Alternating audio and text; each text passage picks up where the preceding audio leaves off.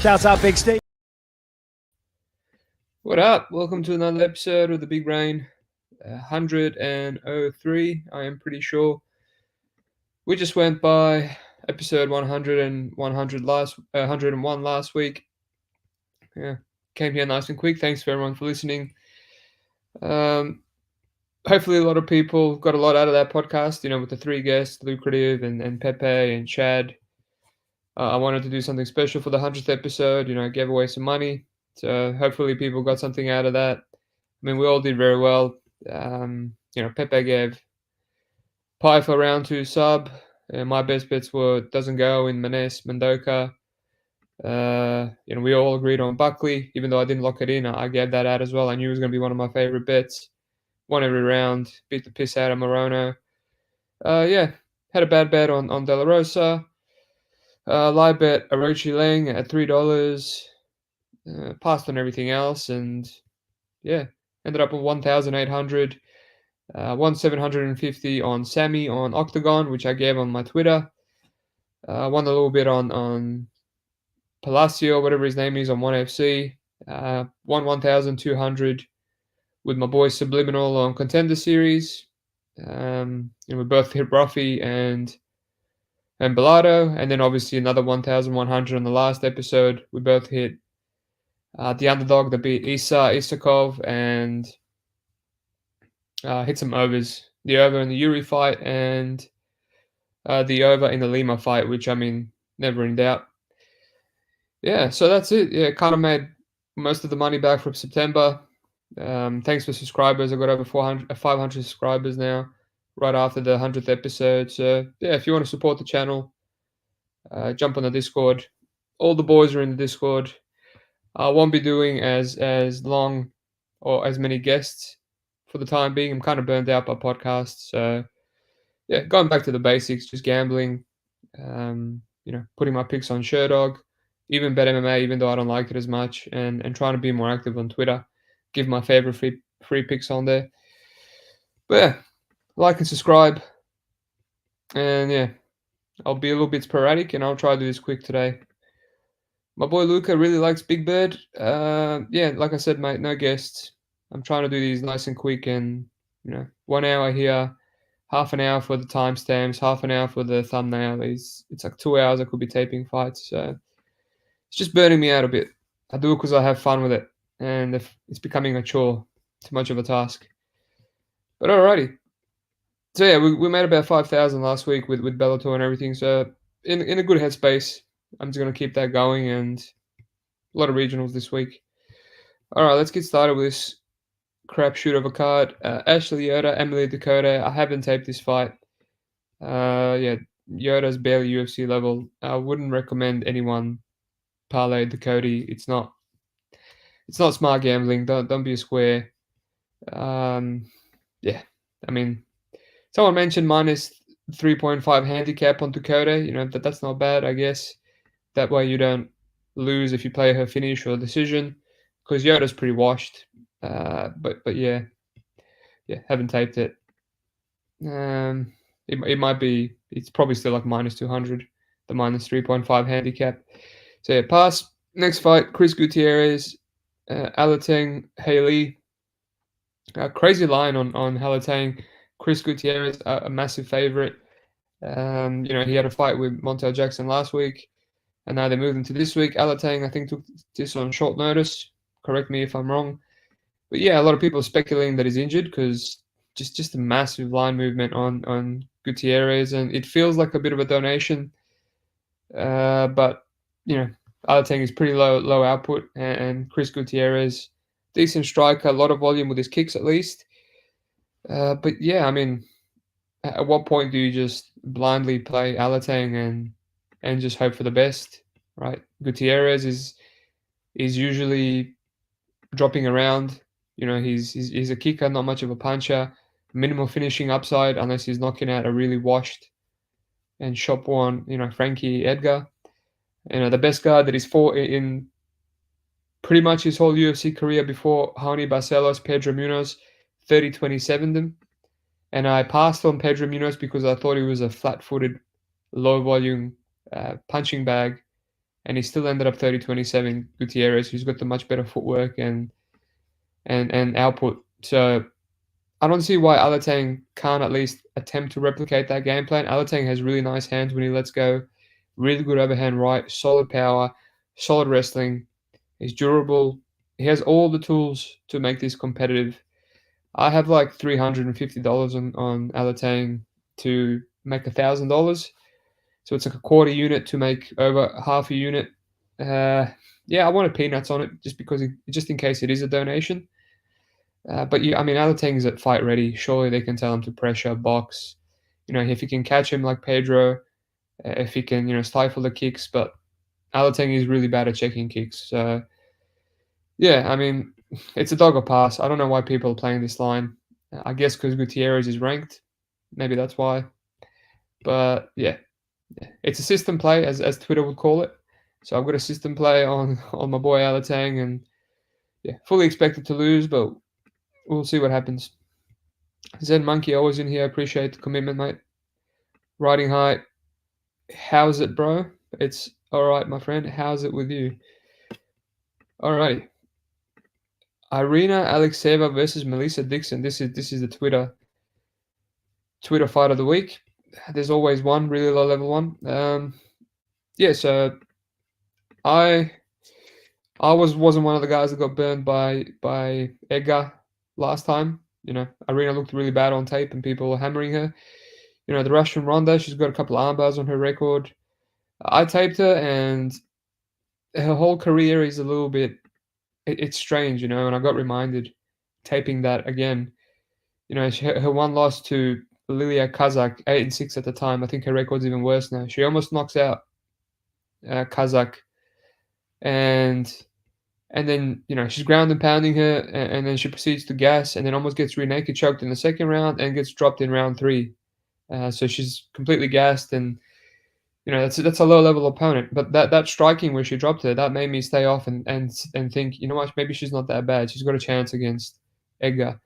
And then in her Bellator fight, it's at flyweight, and she comes in 6 pounds, 5 pounds over, and she fights a tiny flyweight and just goes to a decision with her. And then she fights a bantamweight against Stephanie Edgar and misses there too. So she's extremely unprofessional. You could say that that wasn't short notice against Edgar. But yeah, a lot of people underestimated her, and she beat the crap out of Edgar and dropped down for a knee bar and submitted her. I was on the under 2.5 there at plus money. Really, that should have been a bigger play than a half a unit, but it just felt like a smash spot, and Irina fought perfectly. On the other side, Melissa Dixon, she's making her debut.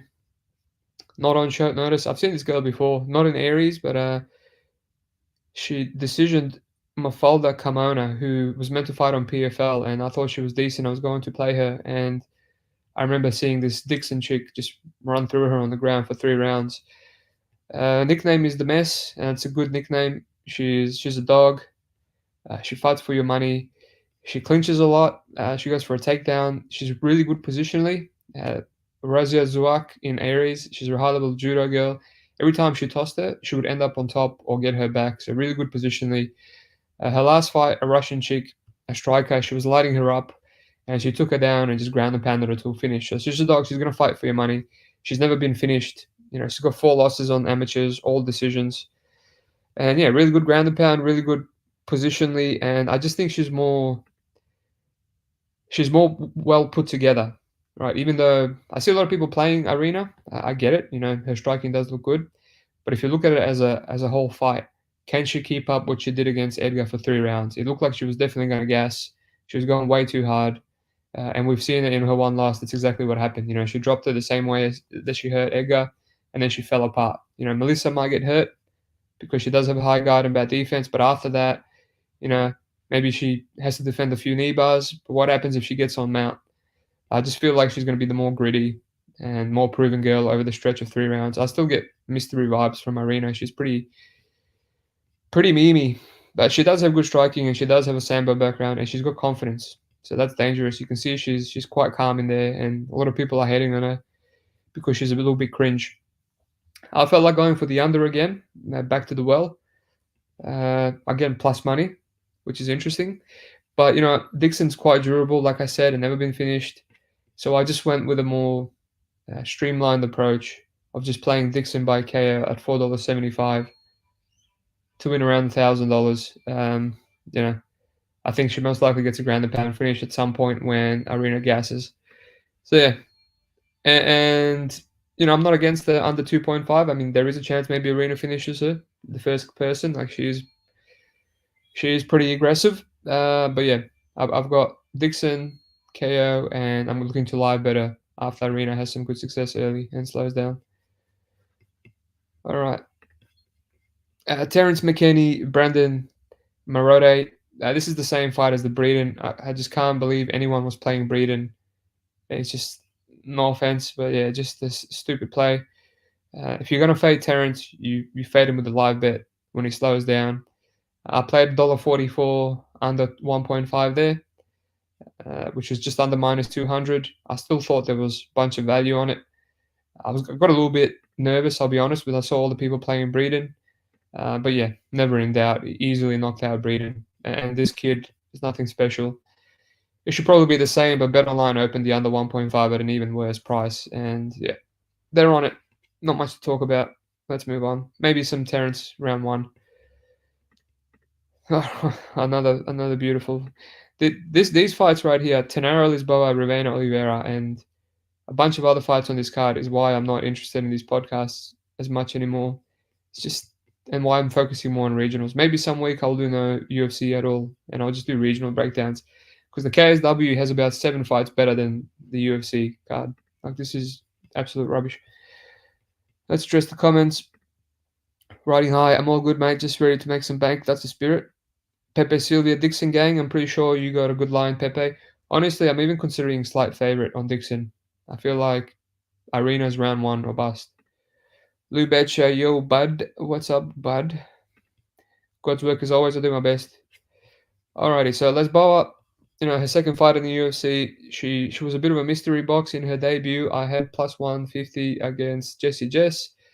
I was really close to cashing it out. No relevant footage or tape, but the tape that I did see, she did look quite good against low-level opposition. She looked explosive and sharp.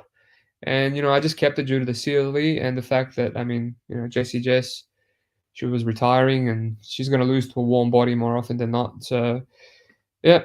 And her opponent, Ravena Oliveira, she's got a bit of a similar mystery aspect to her. She's making her debut. Again, no good tape whatsoever. I don't really know why she's getting signed. Maybe they're impressed how Lisboa looked in her debut and they're bringing in Ravena to push her. But yeah, the first fight I watched of her in 2018 was her only loss, and she got Ezekiel choked from half guard top, and it didn't even look in. It didn't even look in, and it was completely embarrassing. I could see the palms of the girl, and she didn't look like to have a good grip on the Ezekiel, and the chick tapped, and I was like, this girl is awful. But that was 2018. It's 2023 now. It could be another mystery box, but all her opponents are 0-0, 0-1, 0-0, 0-0. Even her best win, Simone de Silva, in her last one, she was 8-5 at the time. She's like 22 and 30 something. So don't be fooled by that. That's an awful record. She's in some bummy gym in Brazil. She's 26. Yeah, I know my boy Pepe is playing her, but this is his kind of dog shot, because she's 6 years younger. Blah blah blah. But what can you take from this fight, right? I thought about some Lisboa unders, but they're minus money, and it's going to look extremely square because the Oliveira could also be a grappler, a decent grappler. Maybe she can survive. Yeah, Lisboa barely didn't finish Jessie Jess, so yeah. Let's move on. Spent way too much time on that fight. Alrighty, this fight is more like it. My boy Pepe says the line is wide, fam. Yeah, it's obviously it's wide, but you don't have to play it. There's a lot of wide fights on this card. Like, Yoda fight is wide. Marot maybe is wide. Yeah, Lisboa is wide. Lacerda is wide. Like, I'll be playing every single one of these fights. Yeah, but all power to you. Yep, Lou. It's more Lisboa should be minus 300. Yeah, I agree with you, mate. It's just a stab in the dark. All right. Darren Elkins versus TJ Brown. Interesting fight. Darren Elkins, coming back after his impressive loss to Jonathan Pierce. He still has some um, fuel in the tank, in my opinion. TJ Brown, downtown, minus 200. This is a dog or pass fight for me. Pepe, yeah, that's definitely true. I have to bet on every WMMA fight. Can't disagree. Uh, yeah. I mean, the under 2.5 at plus money, it seemed like it was going to be an easy bet. And then I did a deep tape, and what it comes down to, TJ Brown might KO him because Elkins is extremely washed and he's getting hurt more and more frequently. But if he doesn't, I don't like TJ Brown's chances of submitting Elkins. TJ has a decent rear naked arm triangle choke, and that's about it. Elkins still to this day has really high level submission defense. He dived headfirst into the Derek Minner guillotine while fresh, and he defended it with ease. It wasn't even close. It wasn't even deep. Minner has had a deep one on Dawson. Wasn't he just knew how to defend it? So yeah, I think TJ Brown needs to kind of KO him, and we're always banking on the cut stoppage against Elkins, but how often does it happen? We've seen Jonathan Pierce beat the crap out of him and couldn't cut him. I think I played Pierce round 3 of decision there. It was scary, but I dug deep and I was like, Elkins can still survive, man. He just and Pierce is someone that throws a lot of ground and pound. TJ Brown doesn't. So TJ is too wild, too aggressive. He does hit hard. He's knocked out. He's dropped people. Durable people like Kai Kamaka, etc., etc. Um, but yeah, I think he's too wild to knock out Elkins. You need to be a sniper like Cub Swanson. In and out, pick your shots. But yeah, on the other side, Elkins. I think Elkins is probably going to have to catch TJ Brown with something in a submission because he doesn't really hit hard. He couldn't really finish unathletic guys like um, Connolly, and got an opportunistic rear naked choke against Grigori late in the fight. Derek Minner is a flake, and he ground and pounded him out. I just think TJ Brown is too young and too athletic to kind of get pounded out by Elkins. He can still probably get up and reverse, but he is live to get subbed. Bill Algeo is the only guy to sub TJ Brown in his career, and only the second guy that he finished. After the cardio gas of Burns, and he almost he put himself in some deep subs against Charles Rosa. That guillotine against Jordan Griffin, awful look. Right, so if anything's going to happen here, it's Elkins by sub, or maybe TJ Brown early KO. Right, while he's fresh, while he's coming out swinging, and the ref jumps in and stops it. So instead of playing the under 2.5 at slight plus money, which I think may be accurate, I think it could look value. Obviously if TJ Brown sparks him in the first, all props to you. It's a good bet, but I think it might be value. I think it more often than not goes over. Instead of playing that, I just sprinkled $75 on Elkins round 2 sub and $75 on Elkins round 3 sub for about 1,500 in each. Not overly confident, but yeah, I think that's the best way of playing the under aspect. TJ KOs him, so be it. But I'm also going to look at live. I really considered Elkins. TJ has bad takedown defense. But I'm just going to leave it for live, just in case TJ runs through him in the first. But yeah, a bit of a shit show fight. All right.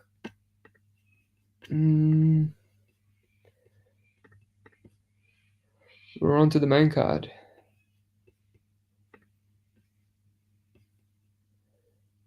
Let's see the comments. What do we got?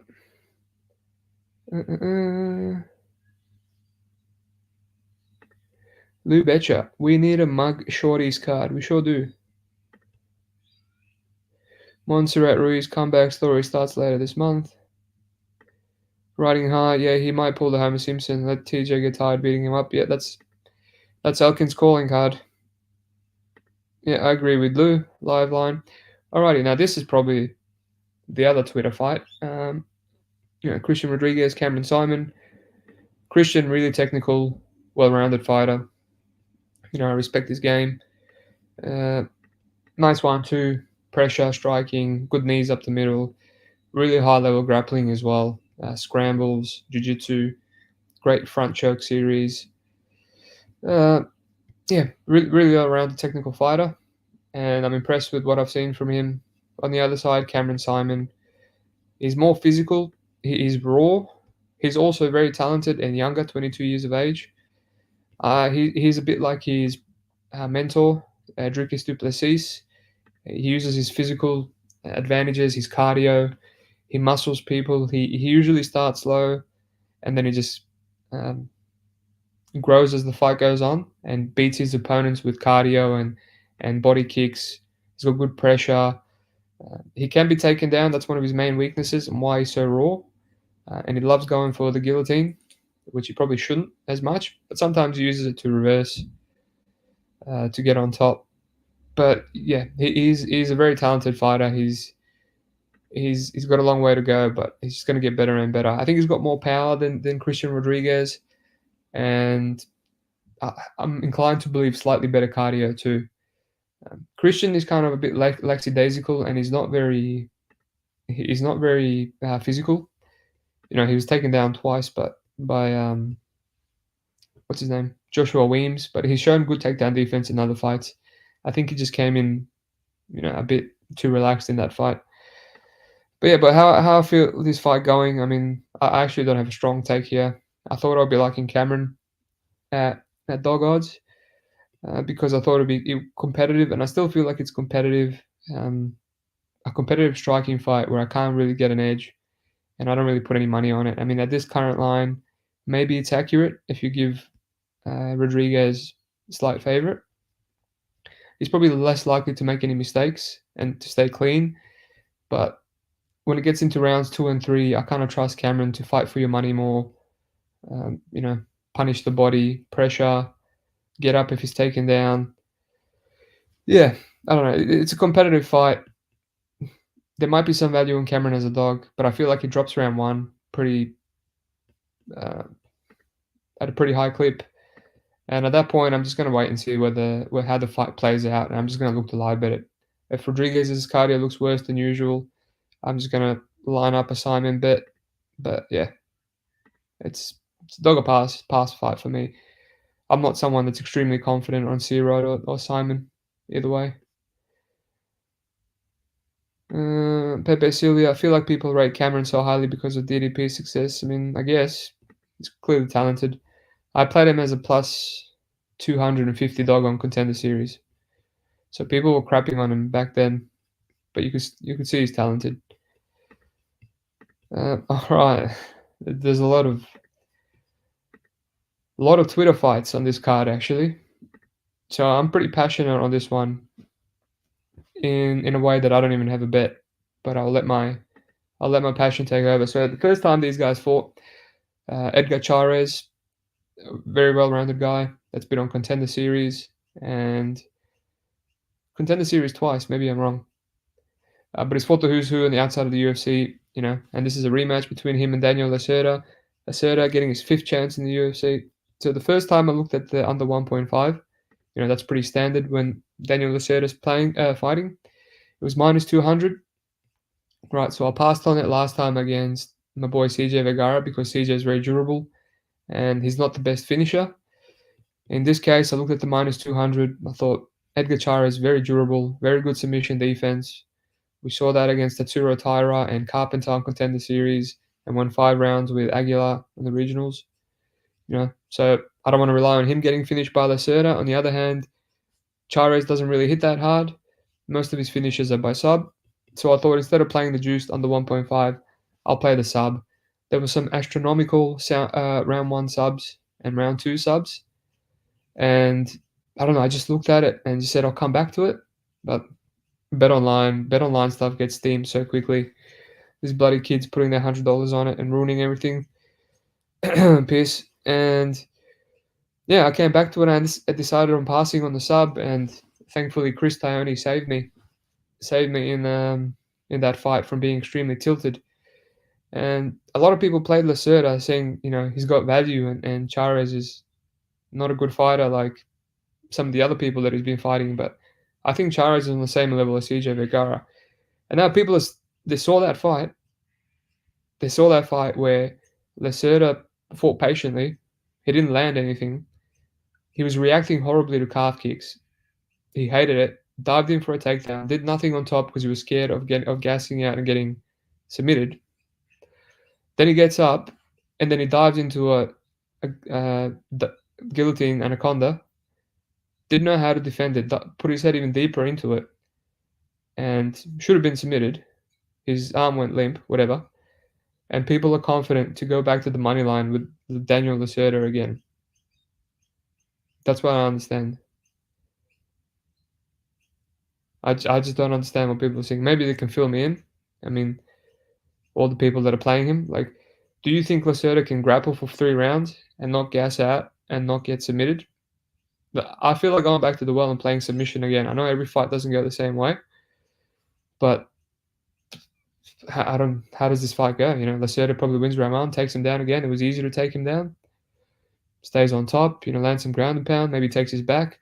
Maybe comes out super aggressive. If Shooter Box has any brains, they'll say, hey, that game plan wasn't working. You need to just knock this guy out like you did in the past. Because this guy's like McKinney. And they'll tell him that. If not, he's just going to lose a boring decision, or he's going to get a calf kicked to death and then submitted at some point. So, yeah, someone needs to tell me why people are playing Lacerda again. Lou Betcher, he was gassing after that one takedown. Exactly, man. This guy doesn't have a coherent game plan. Same as McKinney. This is the same guy. So, yeah, no play here. I just don't know why. I just want some people to tell me why they're wasting their money on Lacerda for 2 fights in a row. And, yeah, I think Chares probably submits him again. Maybe I'll jump on it. Michel Pereira versus Andre Petroski. This is a very interesting little fight. Michel Pereira moving up to middleweight after he couldn't make welterweight against Wonderboy. And that was an interesting fight. I really wanted to see how that was going to play out. A lot of money coming on Pereira. I felt like playing the juice on Wonderboy. I wanted to see who was going to be right. But we'll never see that, unfortunately. And he's gone up against Andre Petroski, who's coming up on short notice. And he's a massive dog for, the second time after the Maximo fight, usually a massive favorite. And this is a weird fight because most of Michel Pereira's career, he's fighting strikers. And most of Andre Petroski's career, he's fighting grapplers, where he's good at. And Pereira's good against strikers. And now it's a strikers versus grappling fight, and it's quite interesting. And it's up at middleweight. And Pereira's minus 200, and he routinely gasses in round 3 against people that don't practically grapple him. So I've taped this one properly, and I don't have the best read, but I'm considering Petroski, even though I hate his game. He could have enough to win here. I get why people are playing Pereira because he's the much better striker. Petroski's striking is super ugly, but Pereira is very athletic and he's strong. Connolly was a grappler, and that counts for nothing. The dude was tiny and on short notice. Sanchez, same thing. Nico Price, extremely weak, and he was just throwing Nico Price around. He got taken out by Ponzinibbio, but he got up, so I think he does have good get-ups. And I think if Petroski does take him down, Pereira will get up. And he's got a black belt of his own. We've seen that with a slick back take a few times against Williams, and he put out Imadaev. So he's slick, and he dominated Price on bottom. But I don't know. At middleweight, up against the guy that's going to practically grapple in Petroski, and even though he gasses, he comes on and gets takedowns in round 3.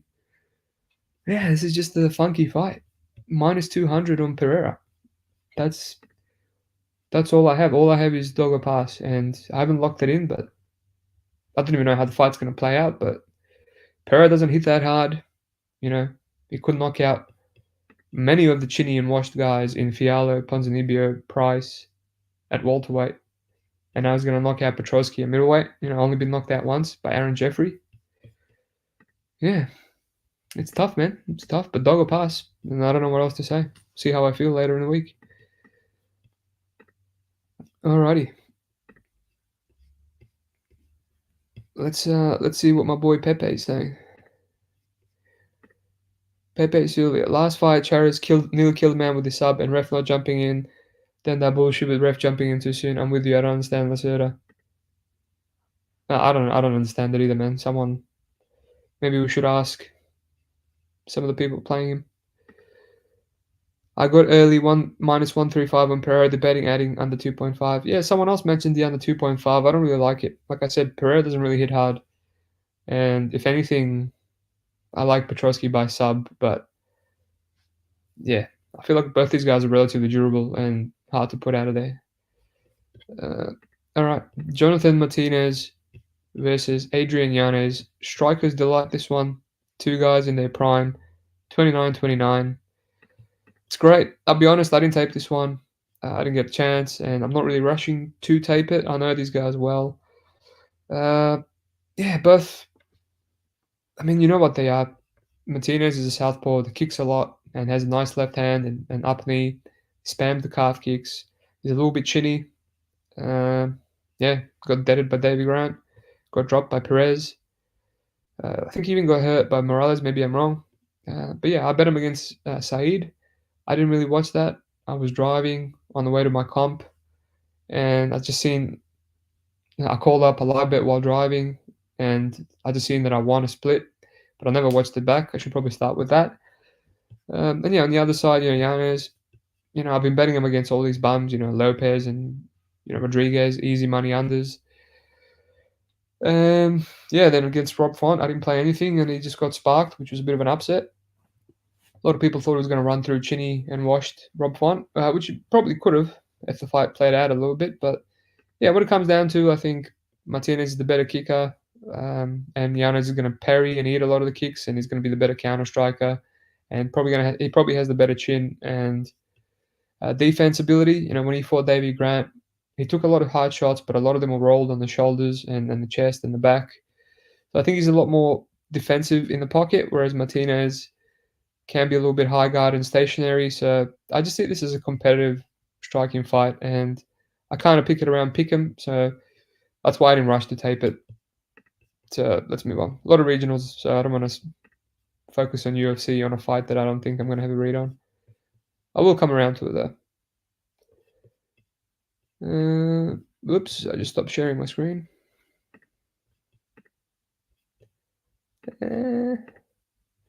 Alrighty, speaking of fights I didn't tape, Jennifer Maia versus Viviane Araújo. I mean, why didn't I tape this? I mean, it's a horrible female fight. 35-year-old Brazilian and 36 Brazilian. I know Jennifer Maia quite well. I faded her against Chukagian, faded against Fiora, played her against Moroz, played her against Casey O'Neill. Yeah, yeah, she's very durable. She's like a female Vanderlei, just a boxer, nothing else. And Viviane Araújo, I have a soft spot for her. I played her as a $3 underdog against Talita Bernardo, and she's been the money train. But I even played her against Alexa Grasso. That didn't work out. I live bet her against Lee when she almost got knocked out twice. Yeah. I mean, without tape, I'm kind of feeling like playing Viviane. I feel like after Grasso and that Rebus performance, where she kind of looked chinny, the line is a bit, recency bias line. This feels like a pick 'em, but I see some sharp people saying that Maya deserves the favorite line, and they're still playing it. So I don't know. I can't make any strong opinions, so I'm just going to move on. All right, and we ended here with a beautiful main event. Sadiq Yusuff heads at Barboza, another striker's delight. I'm actually looking forward to this fight. I see some people saying on Twitter, "What a weird main event." like, how is this weird? It's two ranked guys from a featherweight division. Last week we literally had Grant Dawson and Bobby Green as a main event. That was the weirdest thing I've ever seen. This is actually, a great fight. So yeah, this is the first fight I taped. I taped it because I thought the Edson Barboza line would come in a lot, and I had fear of missing out on a good line. I've been looking at this for a while now, for like 2 weeks, because obviously we had that break. It did come in, and now it's gone back the other way around, and I didn't actually lock in any Barboza. So the reason is, if this was a three-rounder, this would have been an easy, one unit play on Barboza, which is a lot for me on a plus 140 underdog. Uh, you know, he's an extremely powerful striker still. He might be slowing down and looking a little bit washed. He's always had durability issues, but he's still extremely fast. Um, Sadiq Yusuff, I've never been overly impressed by him. I'm impressed by his physicality and the power and how hard he hits. That's true. Uh, but I think he's a bit overrated. He's extremely chinny. He was knocked out by Luis Gomez with a judo toss, and he just face planted. I've seen him, hurt by Gabriel Benitez, hurt by Andre Fili, and drop round three, just kind of back up the whole time. Do the stanky leg against Allen twice. He didn't even 30-27 Alex Caceres. He 29-28 at him there, and it was a bit sus. He comes forward with a high guard. He cannot see a straight shot coming, which is extremely alarming. Every straight shot down a pipe hits him. That's one thing I noticed on 2 times speed. And Barboza, he can rip the body, he can calf kick you, he can spinning wheel kick you. Um, yeah, we've seen him knock out a lot of people. He's fought people like Dan Ige, who I think are a lot more durable than Yusuff and have a lot more one-punch KO power. And, he dropped Ige bad in the first round. He hurt him to the body in the second round. Massive robbery there. Still one of my most saltiest tilting losses. Yeah, he's still tough, man. He knocked out a really durable Shane Burgos after a back and forth brawl. A really competitive fight with Giga. I thought he was melting him. I lost money there too. And then Giga just lands something and puts him away in round three. He was checking everything from Giga. He was pressuring him for once. That's another thing. He's probably going to check. He's going to be ready for Yusuff's calf kicks and check him as well. If Yusuff doesn't pressure him, he's going to be on the outside eating the body kicks and the leg kicks. A lot of Barboza's fights can be competitive. Like round one against Hooker was competitive. And then when Barboza starts finding his range, that's when he starts ripping you apart. So if Yusuff stays on the outside too much, he's going to give Barboza too much time to get his reads. If he starts pressuring like Burgos and Billy and a bunch of others, he's going to make Barboza plant and throw and counter. I can see Barboza at least winning one clear round in the first 2 rounds with a big moment. Yusuff gives big moments all the time. Like I said, he's always doing the chicken dance. But then after that, if he doesn't knock him out, Yusuff will keep coming. He might wrestle a bit as well. His ground game is not bad. I was impressed how he dominated Philly. Stayed on top of him for the whole round. He seems strong. He outmuscled Caceres for a bit. So yeah, he can mix that up. So that's why I haven't played anything, just because I don't know how this fight's going to look over 5 rounds. Barboza does slow down in rounds 3. He pretty standardly loses round 3. He couldn't get up off his back against Ige round 3. Couldn't get up off his back against Amikani in round 3. Bryce Mitchell, he kind of stayed on his back all 3 rounds. So his takedown defense is decent, but once you take him down, he kind of doesn't waste his energy getting up. But he's the type of guy that, we've seen it against Kevin Lee. He will lose 3 rounds, and then he can knock you out with a spinning wheel kick out of nowhere. So that's live here again. So if anything, I'll be looking at maybe Barboza KO. He definitely could win a decision, depending on how Yusuff fights. Maybe there's a lot of cage push, and then he doesn't do much on the outside. I'm also not impressed with Yusuff's cardio. Slowed down bad against Fili. Didn't look that amazing against Caceres. He did have a really good round 3 against Allen, but Allen was the one that cardio gassed. One round 3 against Shane Morales. Yeah, he's coming off injuries. I don't know. Like I said, never been impressed with Yusuff. So it's a dog or pass. What I ended up playing was the under 3.5 here at $1.64. Maybe it's a little bit juicy. Maybe it's accurate. If it was set at 2.5 rounds, I definitely will be passing on this line. But I thought it gives me another 2.5 minutes of round four. This was kind of like playing Barboza KO and kind of covering myself if Yusuff KOs him as well. So yeah, a little bit juicy. I don't know what I cap it at. I could definitely see it going over. With Yusuff being extremely patient, Barboza not throwing much. Maybe just throwing more kicks and a lot of cage, the stalling, ground game, etc., etc. But if there's a lot of grappling, I can see use of submission at some point.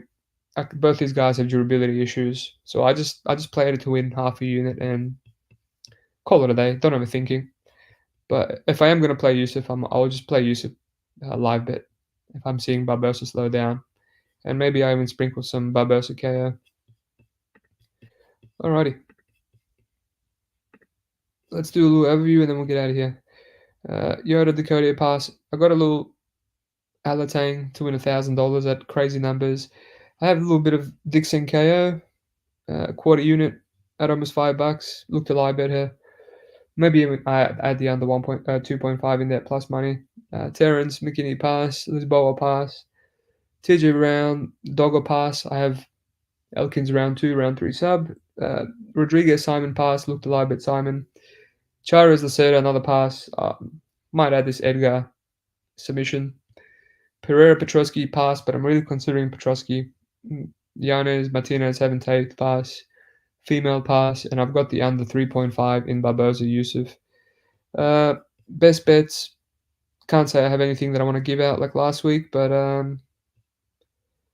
yeah, I'm gonna say Dixon by KO, and I'm gonna say the under 3.5 in the main event. I'm feeling pretty confident. I think we might see. I think Barboza's live for a KO, and if not, hopefully it's Yusuff. Alrighty, thanks for listening. Nice and short. Yeah, some weeks I might not even do this. It's like I said, it's becoming a bit of a hassle. But yeah, I'm on Twitter. I'm on my own personal Discord, which anyone can access for $30 a month, $20 USD. I'm on Sherdog public forum, and I'm really accessible if you want to talk. So yeah, we've got my boy Pepe. I'm on the over 3.5. Oh, nice. My boy always going up against me in the main event. It's brave. It's brave. I mean, it could happen. It could happen. For the power that Sadiq has, he really doesn't have many finishes. Um, yeah, but he's fighting durable dudes. Allen, Feely, Caceres. Yeah, I just hope for a good fight. I hope for a good fight. Alrighty, thanks for listening and good luck on your bets.